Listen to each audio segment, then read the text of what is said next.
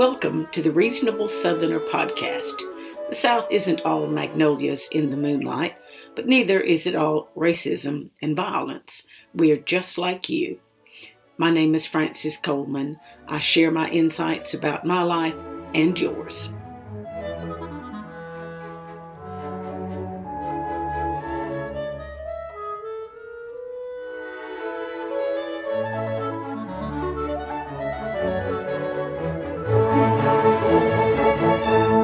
Words are more than simply groups of symbols that describe sounds or symbols that describe abstract ideas. Words are totems. The first Europeans to reach what is now the American Northwest saw huge, elaborately carved wooden structures. What we now call totem poles were artistic representations of the life and the history of a particular family or group. The totems described who those Native Americans were, just like the language you use to define someone is your attempt to describe who he or she is. Words are used to define us. That's why the incident at a recent Tarrant, Alabama City Council meeting, in which a white council member blurted out a racial slur and refused afterward to apologize, much less resign, is so important. Here's some background. The councilman, Tommy Bryant, is a council member in the town of Tarrant, Alabama. Essentially a suburb of Birmingham, it lies only a few miles from where Martin Luther King Jr. penned letters from a Birmingham jail.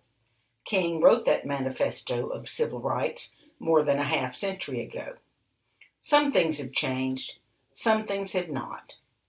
The councilman spoke what we euphemistically refer to as the N-word, as he gestured toward a black councilwoman and said, the N-word, let's get to the N-word. Hey, do we have a house N-word in here?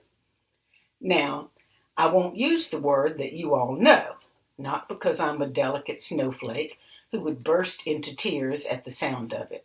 I don't use the word because I learned as a little girl in the deep South of the 1960s that only white trash used that word.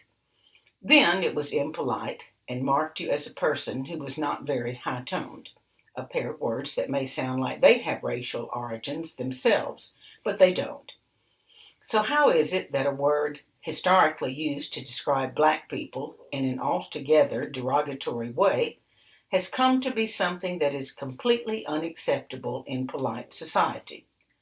Only a few decades ago, it was used in a satirical and popular Randy Newman song describing rednecks, and it peppered black comedian Richard Pryor's routines as thoroughly as the dreaded F-word. Are the people who now find the N-word so deeply offensive merely black and white snowflakes who can't stand to have their delicate feelings hurt? No, there's much more to this than that.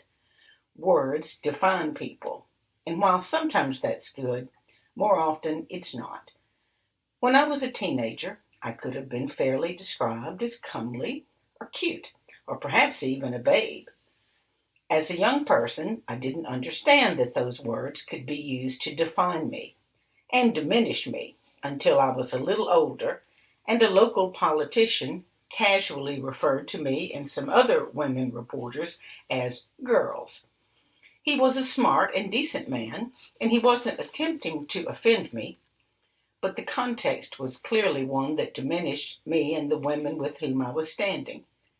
In the same way that Coach Bear Bryant referred to his talented football players as studs, an Orthodox Jew might refer to someone as a real mensch or man.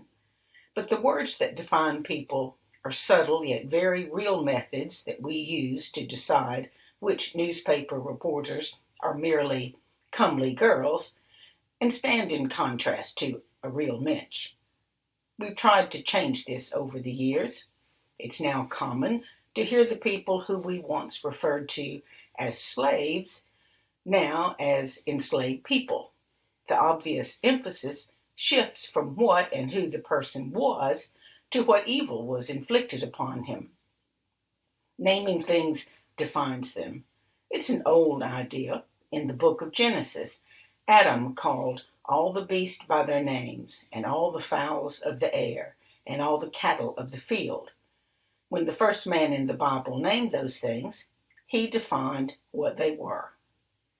There are more subtleties in how we use words to describe one another. My husband is a lawyer, and certainly expert in the law. However, he would laugh out loud if you called him a jurist.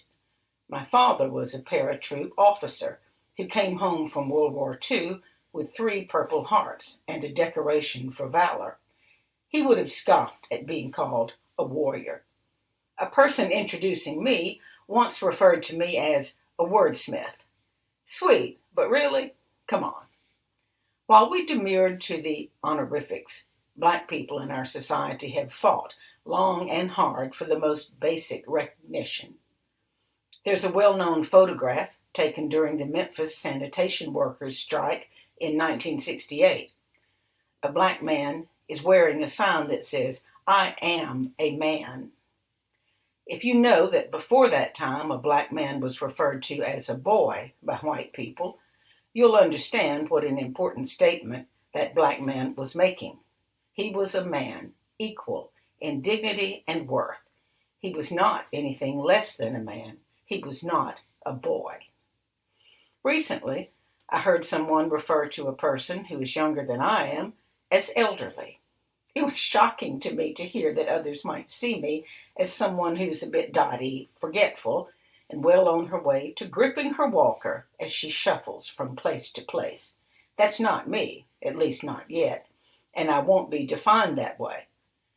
In that very tiny reflection of what it must be like to be referred to as an N-word, I can get a very tiny taste of how words define people. Words are totems. They are so powerful. If you enjoy calling those with whom you disagree fascist, stupid rednecks, snowflakes, or Democrats, know that the division you create and the way you define yourself by speaking those words far outlast the fun of the moment. You have the freedom to use words however you wish. Unless you're inciting a riot or defaming someone, the Constitution of the United States guarantees that you may call a person a hick, a mick, a girl, or a babe, or even toss out the dreaded N-word. But when you use those words, understand that you're defacing the totem of another person's value, life, and identity. If you do that, if you relish naming a person with a word in an attempt to define him, if you push someone down in the mistaken belief that it will raise you up, understand that the person you're really defining is yourself.